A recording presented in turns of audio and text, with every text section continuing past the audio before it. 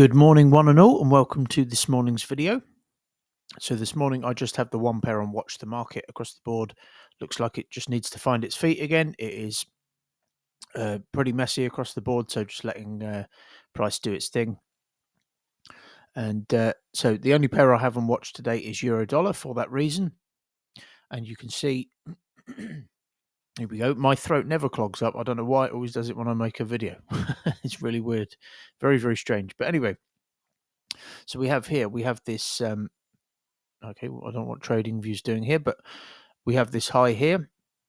Okay, we have this high, we have a near miss to this high. Okay, so at some point we may come up to take out this high that this high near miss to. Okay, especially when we just measure this of an impulse correction potential continuation, and if we were to measure that, that would take us up to that area, okay, because the continuation leg is often of a similar length of as the preceding impulse. So I'm factoring that in, okay, but it doesn't always mean that we have to get to that area straight away or even tap into that high, okay. The origin of all of this here, we may see a shorter term move to the downside to potentially take out this low here, this exchange of liquidity, or if we just zoom in, potentially even down to here, okay, we may even respond to there. Okay, but you can see on the higher time frames we have wicked slightly through and not necessarily to the area of value, suggesting we may have washed out enough of the liquidity here, given how prices responded from that area, to actually take us to the downside. If we look at this on the 4-hour chart, you can see that we've had these two 4-hour dojis stroke high tests, okay, and then we had the follow through on the 4-hour chart, this heavy bodied follow through there. Okay, we are trading into a low now, which could act as the base for a potential move to the upside, okay, to take out that high that we near missed to give us that kind of structure. So if I was looking to get short, which I will be today, then I won't be trading into a low such as that for that reason. Okay, if we just zoom in, we have, you can see there, we have a bit of a base there where we wick to the area. This may come back down, tap into the area that we wick to, and then push to the upside. I won't be looking for a long from this for a multitude of reasons, but what I am looking for today is the following. So what I'll be looking for is probably the quickest breakdown you'll ever see me do. So I'm looking for a break below here. Okay, this would then be the third correction in. Okay, so we have one correction there. We have another one just on the break, which, you know, you could potentially have gotten short within, but you would have had to be up as usual during the Asian session when almost all of my trades go. Okay, and you would have been trading into that low as well. So that would have been a massively higher risk position. Okay, so what I'll be doing is not taking higher risk positions when I'm not in a position to do so. I'll be waiting for a break below this area of interest, followed by a three-touch 50, looking for a three-touch 15-minute continuation afterwards, or a two-touch 15-minute continuation with a three-touch structural approach. And the reason I'm only looking for a risk entry, let's try and have some water, see if this makes a difference. You wouldn't believe how much water I actually drink, but it doesn't seem to make any difference when I make these videos. So I'll be looking for a risk entry within the structure. My rules state that when it's the third correction to the move, which it is, I always look for the risk entry within the structure. And that's simply because price can form slightly larger versions of itself, and then taking a risk entry within the structure as opposed to on the break allows you to manage it and get your risk off the table more easily, okay? Especially when you're trading into this low here, which this low near miss to, which could act as the base as well, okay, for a potential move to the upside to take out that high, which this high near miss to. Okay, so I'm factoring in all of these things. Okay, so that's all I'm going to be looking for, folks. I'm just literally just looking for a risk entry within that structure, and then I'll be able to manage it down to that low. And I would use the mechanical management tool, which would give us something in the region of, there we go, 6.6 to work with, okay? Because that's the area that we can typically pull back deeply, okay? And if we were to pull back 50% of all of this, then we'd be potentially sat through a pullback of about 1, 2, 3, maybe 4%, okay? So that's what I'm going to be looking for. I did notice yesterday I think it was yesterday when I was uploading my video, the yesterday's video to YouTube. I did notice, I did notice that I don't pay any attention to these things, but I noticed that someone had disliked one of the, I think it was the previous day's video that I posted, and I also noticed that someone had unsubscribed. So obviously, someone was very angry with my free content that they haven't had to pay for.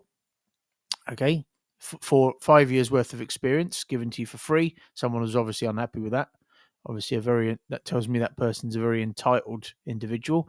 It also tells me a few other things. It also tells me that probably that person tried to use my videos as a signal service, probably took a loss, and probably because my entry requirements were not met. Okay, I haven't managed to. My entry requirements haven't been met for some time now. Okay, so that tells me that that person has confirmation bias. This is amazing how much psychology you can actually deduce from one act once you actually understand psychology properly. What happens is people watch these videos. Some people they try and use it as a signal service. They try and they think that a lot of these newbies think that they're equipped to decipher price action, which has taken me 5 years to decipher. Okay, they think they're able to decipher that, and they go, "Yep, this guy said it's getting short," so then they get short, and then they take a loss. Then they blame me because they said, "Well, you said it was getting short." Well, that's what they think to themselves, and I think to myself, "Well, no, I didn't say that. I said if X, Y, or Z happens, I will be getting short." Massive difference. My entry requirements were not met, so I don't know what you were trading, and whatever you were trading was not what I was looking for. So therefore, it wasn't me that caused you the loss; it was you, because either you were too impatient or you didn't actually understand to decide how to decipher price action, and that's why signal services. One of the reasons why signal services are not effective, because people often don't even know how to interpret the signals that they're given, even if the person giving them is actually experienced. So when I say I'm euro dollar short on my videos, it doesn't mean, yep, get short, folks. It's going to the moon or the floor. It means that if X, Y, or Z happens, as explained in the videos, okay, and even then, you don't necessarily know. You don't necessarily know in the moment exactly what my entry requirements are, because there's only so much that I can break down in a 20-minute video. There may be things that I see in the moment which invalidate the entry criteria, and you wouldn't know what those are because you're not experienced to know what the invalidation criteria is. And sometimes I don't know what the invalidation criteria is going to be until I actually see it. Okay, so don't underestimate experience. If I put a YouTube video up showing you how to drive a class 1 HGV, heavy goods vehicle, right, assuming that I was able to do that, it doesn't mean to say that you're going to be able to do it just because you've watched a video on it, okay? Because you'd need the experience as well. People think that they just can get a strategy, go, yep, X, Y, and Z, copy it, and then print money. Well, do you not think that do you not think that the banks would be using that strategy if it was that easy? Of course they would. So I think people need to think a bit more logically sometimes. I know that's difficult in this day and age, but trust me, it helps, and you'll get a lot further in life. So that's what I'm going to be looking for from euro dollar, folks. To reiterate, this is not a signal service, okay? This is me trying to challenge people's perspective that are not trading within our private community, within the Falcon community. And for those of you that are within the Falcon community, this is me, trying to help you a little bit and trying to speed up your learning curve, and maybe clarify one or two things that maybe weren't clear to you in the official content for whatever reason. Okay. But I will continue to make these on a daily basis when I can. You can see price maybe rejecting now. Overall, this has been a bit of a corrective move down. So I wouldn't be surprised, given what's happening across the board and given what's happening on the DXY at the minute, if price just messes around as it has been for some considerable period of time. But we shall see. That's what I'm going to be looking for, folks. A shorter video today, and just a little bit of a not a rant because I don't do rants. I do logic. Okay. I've talked about this before. When people do that kind of thing, when they go, "Oh, yep, this guy said it's getting short," that's confirmation bias, right? We see confirmation, and that alone, that kind of confirmation bias, is one of the reasons that people don't succeed in trading, because they blindside themselves to the red flags that may be on the chart, which they perhaps have learned to see, which should be reasons to get out, to not be in a trade. But if people want to get short because they think that someone said that it's going to get short, then they just get short.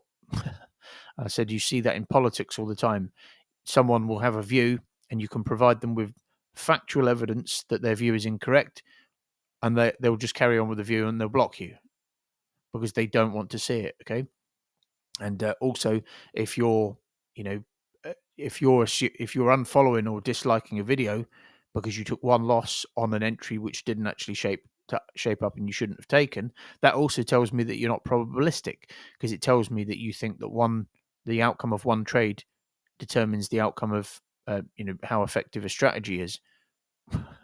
Okay, so that's another reason. There's so much psychology involved in it. I could talk about this for hours, but anyway, folks, I hope you've enjoyed this video, and I'll see you again in the next one. If an entry does ever shape up, well, which it hasn't done for a considerable period of time for me, then I will break down that trade in a video. Until such times, have a great day, and I'll speak to you again soon. Adios, amigos.